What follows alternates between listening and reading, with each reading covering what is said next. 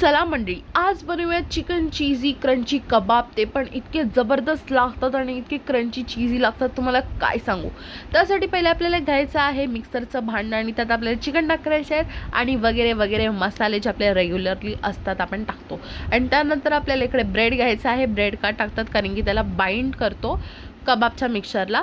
आणि नंतर इकडे त्याला व्यवस्थित मिक्स करून घ्यायचं आहे. आणि नंतर मी इकडे हाताला लावलेला आहे पाणी आणि नंतर इकडे मी घेतलेला आहे कबाबचा गोळा आणि त्याला व्यवस्थित चपट करायचा आहे, म्हणजे फ्लॅट सरफेस करून टाकायचा आहे पूर्ण सपाट.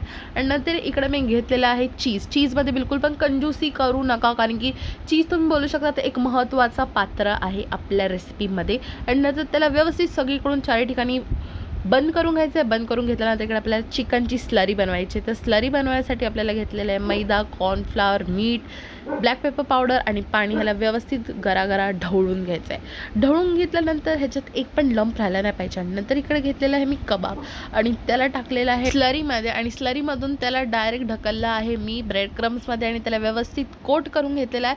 ही आपल्याला सेम रिपीट करायची आहे स्टेप. असं आपल्याला 2 टाईम करायचं आहे आणि आपण केलेलं आहे ते. आणि नंतर ह्याला आपण टाकणार आहोत डायरेक्ट फ्रीजमध्ये गार थंडगार व्हायला. आणि नंतर 15 ते 20 मिनिटं ठेवायचं आहे. नंतर इथे गरमागरम तेल करायचं आहे आणि त्याला गोल्डन फ्राय करून घ्यायचं आहे. आणि नंतर आपले कबाब्स आहेत रेडी. आणि नंतर त्याला तुम्ही चटणीसोबत खावा आणि तो एक बाईट ओय होय होय एकदम जन्नत खतरनाक. तुम्ही पण बनवा आणि नक्की मला कमेंटमध्ये सांगा हे कसे बनत आहेत. आणि आतासाठी बाय.